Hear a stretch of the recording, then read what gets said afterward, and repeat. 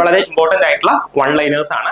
Response കിട്ടിയത് അല്ലെങ്കിൽ ഏറ്റവും കൂടുതൽ കമന്റ് കിട്ടിയത് പീഡിയാട്രിക് മൈൽ സ്റ്റോൺ. നിങ്ങൾ ഏതൊരു ക്വസ്റ്റ്യൻ പേപ്പർ എടുത്ത് നോക്കിക്കഴിഞ്ഞാലും മിനിമം ഒരു ക്വസ്റ്റ്യൻ അതിൽ നിന്ന് ചോദിച്ചിട്ടുണ്ടാവും അല്ലെ. വേറെ മറന്നു പോകും അല്ലെങ്കിൽ മാറിപ്പോകും, ഇങ്ങനെയുള്ള സാധ്യത, ഇങ്ങനെയുള്ള ചാൻസസ് ഒക്കെ ഉണ്ട് അല്ലെ. ഞാൻ പറയുന്നു ഇതിൽ നിന്ന് മിക്കവാറും ഇതിൽ നിന്ന് ഒരു ക്വസ്റ്റ്യൻ നമ്മുടെ എക്സാംസിന് ചോദിക്കും. Welcome to Edus Academy. Edus അക്കാഡമിയുടെ പുതിയൊരു വീഡിയോയിലേക്ക് ഏവർക്കും സ്വാഗതം. നമ്മൾ കഴിഞ്ഞ കുറച്ച് ദിവസങ്ങളായിട്ട് വളരെ ഇമ്പോർട്ടന്റ് ആയിട്ടുള്ള വൺ ലൈനേഴ്സ് ഡിസ്കസ് ചെയ്തുകൊണ്ടിരിക്കുകയായിരുന്നു അല്ലെ. സോ കഴിഞ്ഞ ക്ലാസ്സിൽ നമ്മൾ ഡിസ്കസ് ചെയ്തത് കമ്മ്യൂണിറ്റിയിൽ നിന്ന് സാധാരണ ചോദിക്കുന്ന വളരെ ഇമ്പോർട്ടന്റ് ആയിട്ടുള്ള വൺ ലൈനേഴ്സ് ആണ്. സോ ഇന്ന് നമ്മൾ ഡിസ്കസ് ചെയ്യാനായിട്ട് പോകുന്നത് ഏത് ടോപ്പിക് ആണ് എന്നൊരു ഐഡിയ ഉണ്ടോ? അതായത് കഴിഞ്ഞ ദിവസം ഞാൻ കമന്റ് ബോക്സിൽ ചോദിച്ചിരുന്നു, നിങ്ങൾക്ക് ഇമ്പോർട്ടന്റ് ആണെന്ന് തോന്നുന്ന, നിങ്ങൾക്ക് എപ്പോഴും മാറിപ്പോകുന്ന, പഠിക്കാൻ ബുദ്ധിമുട്ടുള്ള കാര്യങ്ങൾ കമന്റ് ചെയ്യുക, നമ്മളത് വീഡിയോ ആയിട്ട് ചെയ്യുമെന്ന് പറഞ്ഞിരുന്നു. സോ ഇന്നലെ ആക്ച്വലി നമുക്ക് ഏറ്റവും കൂടുതൽ റെസ്പോൺസ് കിട്ടിയത് അല്ലെങ്കിൽ ഏറ്റവും കൂടുതൽ കമന്റ് കിട്ടിയത് പീഡിയാട്രിക് മൈൽ സ്റ്റോൺസ് അല്ലെ, പീഡിയാട്രിക് മൈൽ സ്റ്റോൺസ് എന്ന ടോപ്പിക് ആയിരുന്നു. സോ ആ ടോപ്പിക് തന്നെയാണ് നമ്മൾ ഇന്ന് ഡിസ്കസ് ചെയ്യാനായിട്ട് എടുത്തിരിക്കുന്നത് കേട്ടോ. വളരെ ഇമ്പോർട്ടന്റ് ആണ് ഈ പീഡിയാട്രിക് മൈൽ സ്റ്റോൺസ്. നിങ്ങൾ ഏതൊരു ക്വസ്റ്റ്യൻ പേപ്പർ എടുത്ത് നോക്കിക്കഴിഞ്ഞാലും മിനിമം ഒരു ക്വസ്റ്റ്യൻ അതിൽ നിന്ന് ചോദിച്ചിട്ടുണ്ടാവും അല്ലെ. അത് അല്ലെങ്കിൽ ഗ്രോത്ത് ആൻഡ് ഡെവലപ്മെന്റ്, അതിൽ നിന്നൊരു ക്വസ്റ്റ്യൻ ഉറപ്പാണ്. അപ്പോ എന്താ ഈ കാര്യങ്ങൾ നമ്മൾ എത്ര പ്രാവശ്യം പഠിച്ചാലും നമുക്ക് മിക്കവാറും മറന്നു പോകും അല്ലെങ്കിൽ മാറിപ്പോകും, ഇങ്ങനെയുള്ള സാധ്യത, ഇങ്ങനെയുള്ള ചാൻസസ് ഒക്കെ ഉണ്ട് അല്ലെ. അപ്പൊ നമ്മൾ ഇങ്ങനെ മാറിപ്പോകുന്ന കാര്യങ്ങൾ നമുക്ക് എങ്ങനെ പഠിക്കാനായിട്ട് കഴിയും? നമുക്ക് മാറിപ്പോകുന്ന കാര്യങ്ങൾ അല്ലെങ്കിൽ മറന്നു പോകുന്ന കാര്യങ്ങൾ നമ്മൾ കണ്ടിന്യൂസ് ആയിട്ട് അല്ലെങ്കിൽ റിപ്പീറ്റ് ആയിട്ട് പഠിക്കുക അല്ലെങ്കിൽ റിവൈസ് ചെയ്ത് പഠിക്കുക. ഇതാണ് അതിനുള്ള ഏറ്റവും ഒരു വലിയൊരു പോംവഴി എന്ന് പറയുന്നത്, അല്ലെങ്കിൽ ഏറ്റവും നല്ല പോംവഴി എന്ന് പറയുന്നത് ഇതാണ്. റിപ്പീറ്റ് ചെയ്ത് പഠിക്കുക അല്ലെങ്കിൽ ഫ്രീക്വന്റ് ആയിട്ട് റിവൈസ് ചെയ്യുക. അപ്പൊ നമുക്ക് ആക്ച്വലി ഈ ഒരു ഷോർട്ട് വീഡിയോ ആകുമ്പോൾ അതിന്റെ ഇമ്പോർട്ടൻസ് എന്താണ്? ഒരു പ്രാവശ്യം നിങ്ങൾക്ക് സീരിയസ് ആയിട്ട് ഇരുന്ന് പഠിക്കാം അല്ലെങ്കിൽ നോട്ട്സ് ഒക്കെ എഴുതിയെടുക്കാം ഈ വീഡിയോ കണ്ടതിന് ശേഷം. അതിനുശേഷം നിങ്ങൾക്ക് നിങ്ങൾ യാത്ര ചെയ്യുന്ന സമയത്തോ അല്ലെങ്കിൽ നിങ്ങൾ ജോലി ചെയ്യുന്ന സമയത്തോ ഒക്കെ ഈ വീഡിയോ ഒന്ന് കേട്ട് കഴിഞ്ഞാൽ നിങ്ങൾക്ക് പെട്ടെന്ന് അത് കോറിലേറ്റ് ചെയ്യാനായിട്ട് കഴിയും. അതൊക്കെ നമ്മുടെ ഒരു റിവിഷന്റെ ഭാഗമായിട്ട് നമുക്ക് എടുക്കാം അല്ലെ. നമുക്ക് 2-3 പ്രാവശ്യം ഈ വീഡിയോ ഒന്ന് കേട്ട് കഴിഞ്ഞാൽ നിങ്ങൾക്ക് ഉറപ്പായിട്ട് ഈ കാര്യം ഓർമ്മയിലിരിക്കും, പിന്നെ മറന്നു പോകുന്നില്ല. എക്സാം ഹോളിൽ പോയിട്ട് പരീക്ഷയ്ക്ക് ചോദിക്കുമ്പോൾ കൃത്യമായിട്ട് എഴുതാനായിട്ട് കഴിയും കേട്ടോ. അപ്പം നമ്മുടെ JPHN എക്സാമിന് ഇനി അധികം ദിവസമൊന്നുമില്ല, ഏകദേശം 2.5 ആഴ്ചയേ ഉള്ളൂ. സ്റ്റാഫ് നഴ്സ് എക്സാം നമ്മൾ പ്രതീക്ഷിക്കുന്നത് ജൂലൈ ഓഗസ്റ്റ് മാസങ്ങളിലാണ്. അപ്പം ഏത് എക്സാം ആണെങ്കിലും വളരെ നന്നായിട്ട് പഠിക്കുക. RRBയുടെ എക്സാം വരിക ഈ 28-നാണ്. നോർസെറ്റിന്റെ എക്സാം ഈ 12-ാം തീയതിയാണ് അതിന്റെ ഫേസ് 1 അല്ലെ, സ്റ്റേജ് 1 എക്സാം വരിക. അപ്പം വളരെ നന്നായിട്ട് പഠിക്കുക. കൂടാതെ നമ്മുടെ JPHന്റെ റിവിഷൻ ബാച്ച് ലൈവ് ക്ലാസ്സുകളും റെക്കോർഡ് ക്ലാസ്സുകളും ഒക്കെ ആയിട്ട് നമ്മുടെ ലൈവ് ബാച്ച് നമ്മുടെ റിവിഷൻ ബാച്ച് നടക്കുന്നുണ്ട്. അപ്പൊ അതിൽ അഡ്മിഷൻ എടുക്കാൻ താല്പര്യമുള്ളവർ എത്രയും പെട്ടെന്ന് നമ്മുടെ ഓഫീസുമായിട്ട് കോൺടാക്ട് ചെയ്യുക. DMEയുടെ പുതിയ ബാച്ചും സ്റ്റാർട്ട് ചെയ്തിട്ടുണ്ട്. അതിൽ അഡ്മിഷൻ എടുക്കാൻ താല്പര്യമുള്ളവർ എത്രയും പെട്ടെന്ന് നമ്മുടെ ഓഫീസുമായിട്ട് കോൺടാക്ട് ചെയ്യുക. അപ്പൊ നമ്മുടെ വളരെ ഇമ്പോർട്ടന്റ് ആയിട്ടുള്ള വൺ ലൈനേഴ്സ്, അതായത് നമ്മുടെ മൈൽ സ്റ്റോൺസുമായിട്ട് റിലേറ്റ് ചെയ്തിട്ടുള്ള വൺ ലൈനേഴ്സ് നമുക്ക് ഡിസ്കസ് ചെയ്യാം. ഒരു കാര്യം കൂടെ പറഞ്ഞോട്ടെ, ഇനിയും നിങ്ങൾക്ക് ഇതുപോലെ ഹെൽപ്പ് വേണം, അതായത് ഏതെങ്കിലും ഏരിയാസ് ഹെൽപ്പ് വേണം, ഏതെങ്കിലും ഏരിയാസ് നിങ്ങൾ പഠിച്ചത് മറന്നു പോകുന്നുണ്ട്, ഭയങ്കര കൺഫ്യൂസിംഗ് ആണ് എന്നൊക്കെ തോന്നുകയാണെങ്കിൽ നമ്മുടെ ഈ വീഡിയോയുടെ താഴെ കാണുന്ന കമന്റ് ബോക്സിൽ കമന്റ് ചെയ്യുക. അതിൽ നിന്ന് നമുക്ക് ഇമ്പോർട്ടന്റ് ആണ് എന്ന് തോന്നുന്ന അല്ലെങ്കിൽ ഏറ്റവും കൂടുതൽ സ്റ്റുഡൻസ് ചോദിക്കുന്ന ടോപ്പിക്സ് നമ്മൾ ഉറപ്പായിട്ട് ഇതുപോലെ ചെയ്യുന്നതായിരിക്കും കേട്ടോ. അപ്പൊ നമുക്ക് ടോപ്പിക്കിലേക്ക് കടക്കാം. ആദ്യമായിട്ട് നോക്കുന്നത് നെക്ക് ഹോൾഡിംഗ് അല്ലെ. അതായത് ഒരു കുഞ്ഞ് ജനിച്ചു കഴിഞ്ഞാൽ നെക്ക് ഹോൾഡിംഗ് എന്ന് പറഞ്ഞാൽ എന്താണ്? കുഞ്ഞിന്റെ തലയുടെ വെയിറ്റ് ആ നെക്ക് ഹോൾഡ് ചെയ്യണം അല്ലെ, അല്ലെങ്കിൽ നെക്കിൽ ആ കുഞ്ഞിന്റെ തലയുടെ വെയിറ്റ് വരണം അല്ലെ. സോ ആക്ച്വലി അത് എപ്പോഴാണ് കുഞ്ഞ് അറ്റൈൻ ചെയ്യുക എന്നുള്ളതാണ്. അതിനാണ് നമ്മൾ നെക്ക് ഹോൾഡിംഗ് എന്ന് പറയുക. അറ്റൈൻ ചെയ്യുന്നത് 3 മാസത്തിലാണ് അല്ലെ. നെക്ക് ഹോൾഡിംഗ് അറ്റൈൻ ചെയ്യുക 3 മാസത്തിലാണ്. Sits without support by 8 months. അതായത് ഒരു കുഞ്ഞിന് ജനിച്ച ഉടനെ തന്നെ ഇരിക്കാനൊന്നും കഴിയില്ല അല്ലെ. അപ്പോൾ ഒരു 8 മാസം, കുഞ്ഞിന് ഒരു 8 മാസം പ്രായമാകുമ്പോഴാണ് സപ്പോർട്ടൊന്നും ഇല്ലാതെ കുഞ്ഞ് ഇരിക്കാനായിട്ട് തുടങ്ങുന്നത്. Next, stand with support at 9 months. കുഞ്ഞെന്താണ്? നിൽക്കും അല്ലെ. അതായത് ആദ്യമേ നിൽക്കുന്നില്ല, വെറുതെ സപ്പോർട്ട് വേണം അല്ലെ. കുഞ്ഞ് എവിടെയെങ്കിലുമൊക്കെ പിടിച്ചിട്ടായിരിക്കും നിൽക്കുക. അപ്പം stand with support at 9 months. Then walks with support or creeps at 12 months. അതായത് സപ്പോർട്ടോട് കൂടി എവിടെയെങ്കിലുമൊക്കെ പിടിച്ചിട്ട് കുഞ്ഞ് നടന്നു തുടങ്ങുന്നത് 12 മാസത്തിലാണ്, അല്ലെങ്കിൽ കുഞ്ഞിന് 1 വയസ്സാവുമ്പോഴാണ്. അതിൽ ക്രീപ്പ്, കുഞ്ഞ് ഇഴഞ്ഞൊക്കെ തുടങ്ങുന്നത് 12 മാസത്തിലാണ്, അതായത് 1 വയസ്സാവുമ്പോഴാണ്. Then runs and explores by 18 months. 18 മാസം, 1.5 വയസ്സ് പ്രായമാകുമ്പോഴാണ് കുഞ്ഞ് ഓടാനും കാര്യങ്ങളൊക്കെ എക്സ്പ്ലോർ ചെയ്യാനും ഒക്കെ തുടങ്ങുന്നത് അല്ലെ. നെക്സ്റ്റ് നമ്മൾ ഫൈൻ മോട്ടോർ ഡെവലപ്മെന്റിൽ നിന്നുള്ള ഇമ്പോർട്ടന്റ് ആയിട്ടുള്ള പോയിന്റ്സ് ആണ് ഡിസ്കസ് ചെയ്യുന്നത്. അതിൽ ഒന്നാമതായിട്ട് വരുന്നത് ഇമ്മച്വർ പിൻസർ ഗ്രാസ്പ് കേട്ടോ. എന്താണ് ഈ ഇമ്മച്വർ പിൻസർ ഗ്രാസ്പ്? അതിന് മുന്നേ എന്താണ് പിൻസർ ഗ്രാസ്പ്? ആക്ച്വലി നമ്മൾ ഈ പെന്നൊക്കെ സാധാരണ ഹോൾഡ് ചെയ്യുന്നത് ഇങ്ങനെ അല്ലേ. അപ്പം അതാണ് ആക്ച്വലി എന്താ, നമ്മുടെ ഈ തമ്പും നമ്മുടെ ഇൻഡെക്സ് ഫിംഗറും വെച്ചിട്ട് ഹോൾഡ് ചെയ്യുന്നതിനാണ് നമ്മൾ പിൻസർ ഗ്രാസ്പ് എന്ന് പറയുക. അപ്പൊ എന്താണ് ഈ ഇമ്മച്വർ പിൻസർ ഗ്രാസ്പ് എന്ന് പറയുക? അതായത് നമ്മുടെ ഈ പാഡ്, ഈ തമ്പിന്റെ പാഡ്, ഇൻഡെക്സ് ഫിംഗറിന്റെ പാഡ് വെച്ചിട്ട് നമ്മൾ ഇങ്ങനെ ഹോൾഡ് ചെയ്യും കേട്ടോ. ഇതിനാണ് നമ്മൾ എന്ത് പറയുക, ഇമ്മച്ചുവർ പിൻസർ ഗ്രാസ്പ് എന്ന് പറയുക. നിങ്ങൾ കുഞ്ഞുങ്ങളെ നോക്കിക്കഴിഞ്ഞാൽ അറിയാം, 9 വയസ്സായ കുഞ്ഞുങ്ങൾ, 9 മാസമായ കുഞ്ഞുങ്ങൾ സാധാരണ ഹോൾഡ് ചെയ്യുന്നത് ഇങ്ങനെ ആയിരിക്കും അല്ലെ, ഇങ്ങനെ ആയിരിക്കും ഹോൾഡ് ചെയ്യുക. സോ ഇതിനാണ് നമ്മൾ ഇമ്മച്ചുവർ പിൻസർ ഗ്രാസ്പ് എന്ന് പറയുക. അത് 9 months ആകുമ്പോഴാണ് കുഞ്ഞിന് ഡെവലപ്പ് ആവുക. Next mature pincer grasp. എന്താണ് മെച്ചുവർ പിൻസർ ഗ്രാസ്പ് എന്ന് പറയുന്നത്? അതായത് കുഞ്ഞിന്റെ തമ്പിന്റെയും ഇൻഡെക്സ് ഫിംഗറിന്റെ ഒക്കെ ടിപ്പിലെ സാധനങ്ങൾ ഹോൾഡ് ചെയ്യും, ഇതുപോലെ കുഞ്ഞ് ഹോൾഡ് ചെയ്യും കേട്ടോ. അത് സാധാരണ വരിക 12 months അല്ലെങ്കിൽ കുഞ്ഞിന് 1 വയസ്സ് പ്രായമാകുമ്പോഴാണ് കുഞ്ഞിന് മെച്ചുവർ ആയിട്ടുള്ള പിൻസർ ഗ്രാസ്പ് ഡെവലപ്പ് ചെയ്യുക. വളരെ ഇമ്പോർട്ടന്റ് ആണ്. Next, build tower of 9 blocks and copy circle by 3 years കേട്ടോ. വളരെ ഇമ്പോർട്ടന്റ് ആണ്.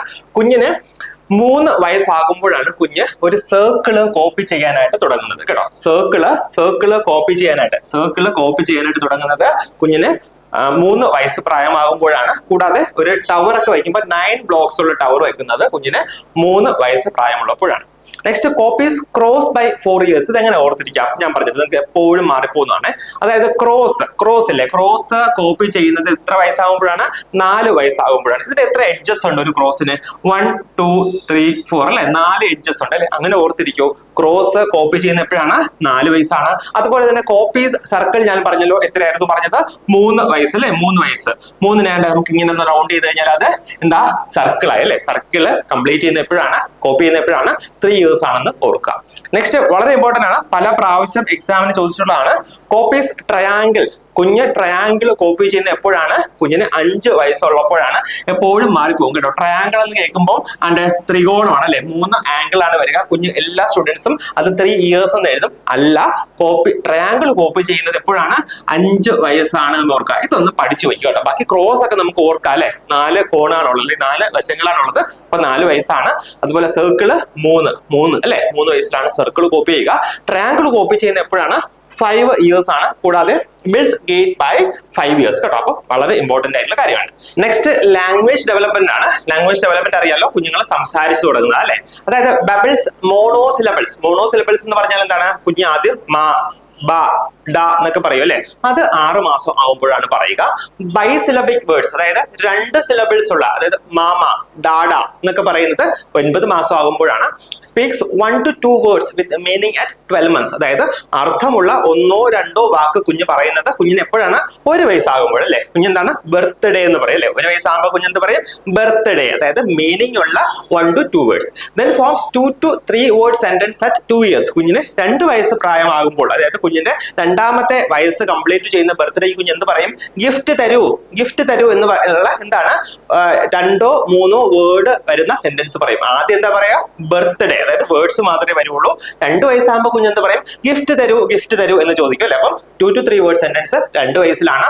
Then recite poems or stories by 4 years. കുഞ്ഞ് എന്താ? 4 വയസ്സാകുമ്പോൾ നമ്മളൊക്കെ രാത്രി കുഞ്ഞിന്റെ കൂടെ കിടക്കുമ്പോൾ കുഞ്ഞ് എന്തെങ്കിലുമൊക്കെ ഇമാജിനറി കഥകളൊക്കെ പറയും അല്ലെ. അതാണ് എപ്പോഴാ?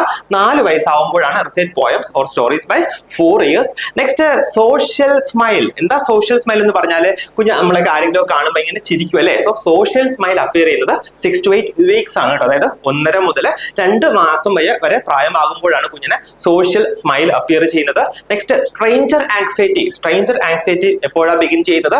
6 to 7 months. സ്ട്രേഞ്ചർ ആങ്സൈറ്റി എന്ന് പറഞ്ഞാൽ അറിയാലോ, അത്ര പരിചയമില്ലാത്ത ആൾക്കാരെ കാണുമ്പോൾ കുഞ്ഞ് കരയാൻ തുടങ്ങും അല്ലെ, അല്ലെങ്കിൽ കുഞ്ഞ് ഇറിറ്റേറ്റ് ആവും. അതിനാണ് നമ്മൾ സ്ട്രേഞ്ചർ ആങ്സൈറ്റി എന്ന് പറയുക. 6 to 7 months. മാറിപ്പോകരുത്. സോഷ്യൽ സ്മൈൽ 6 to 8 weeks ആണ്. സ്ട്രേഞ്ചർ ആങ്സൈറ്റി 6 to 7 months ആണ്. നെക്സ്റ്റ്, വേവ്സ് ബൈ എപ്പോഴാണ്? 9 months. 9 മാസം ആകുമ്പോൾ കുഞ്ഞിന് അമ്മ എവിടെയാണ്? ഒരു ഡേ കെയറിൽ അല്ലെങ്കിൽ ക്രഷിൽ കൊണ്ട് വിട്ടിട്ട് അമ്മ ജോലിക്ക് പോകും അല്ലെ. 9 മാസം ആകുമ്പോൾ അപ്പൊ എന്ത് പറയും? കുഞ്ഞ് ബൈ പറയും അല്ലെ. നമ്മള് ക്രഷിൽ കൊണ്ട് വിട്ടിട്ട് വീട്ടിൽ പോകുമ്പോൾ, ജോലിക്ക് പോകുമ്പോൾ ബൈ എന്ന് പറയും. എപ്പോഴാണ്? 9 മാസം ആകുമ്പോൾ.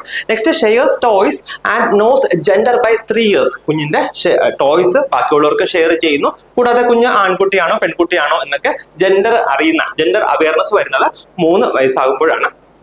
Next, plays cooperatively and uses toilet alone by 4 years. 4 വയസ്സാകുമ്പോൾ കുഞ്ഞ് കോഓപ്പറേറ്റീവ് പ്ലേയിൽ ഓക്കുപ്പൈ ആകുന്നു.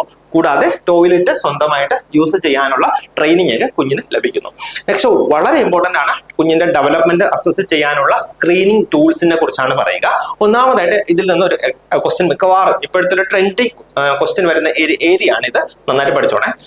പതക് ബറോഡ ടെസ്റ്റ് കേട്ടോ. Pathak Baroda test is use to assess mental development of infants and young children in Indian setup. അതായത് ഒരു ഇന്ത്യൻ സിനാരിയോയില് കുഞ്ഞിന്റെ മെന്റൽ ഡെവലപ്മെന്റ് അസസ് ചെയ്യാനായിട്ട് use ചെയ്യുന്ന ടെസ്റ്റ് ഏതാണ്? പതക് ബറോഡ ടെസ്റ്റ് ആണ്. Next Denver developmental screening test, DDST എന്ന് പറയാം. Denver developmental screening test is use to assess developmental delays in children from birth to 6 years. വളരെ ഇമ്പോർട്ടന്റ് ആണ്. കുഞ്ഞിന് 6 വയസ്സ് ആകുന്നത് വരെ കുഞ്ഞിന്റെ ഡെവലപ്മെന്റൽ ഡിലേസ് അസസ് ചെയ്യാനായിട്ട് യൂസ് ചെയ്യുന്ന ടൂൾ ഏതാണ്? DDST, Denver developmental screening tool. ഇതിൽ ഏതൊക്കെ ഡൊമൈൻസ് ആണ് നമ്മൾ അസസ് ചെയ്യുക?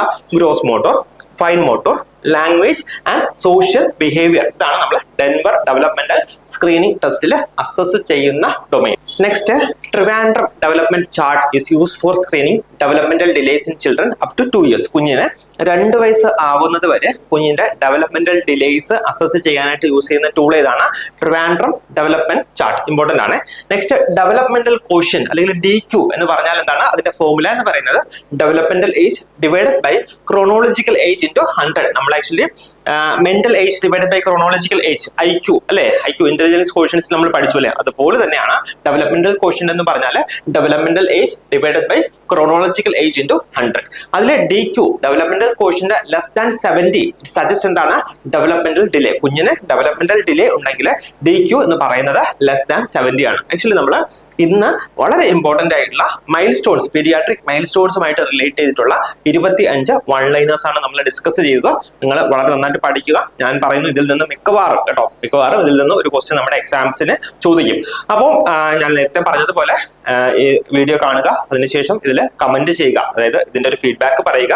കൂടാതെ നിങ്ങൾക്ക് ഇനിയും ഇതുപോലെ സിമിലർ ആയിട്ടുള്ള ഏതെങ്കിലും ടോപ്പിക്സ് ഓൺലൈനേഴ്സ് ആയിട്ട് ചെയ്യണം എന്ന് താല്പര്യമുണ്ടെങ്കിൽ ഉറപ്പായിട്ട് നിങ്ങൾ കമന്റ് ചെയ്യുക. ഞങ്ങളത് അതായത് ഇമ്പോർട്ടന്റ് ആയിട്ടുള്ള ടോപ്പിക്സ് ഞങ്ങൾ വീഡിയോ ആയിട്ട് ചെയ്യുന്നതായിരിക്കും. കൂടാതെ വളരെ നന്നായിട്ട് പഠിക്കുക. എല്ലാവർക്കും ഓൾ ദി ബെസ്റ്റ്.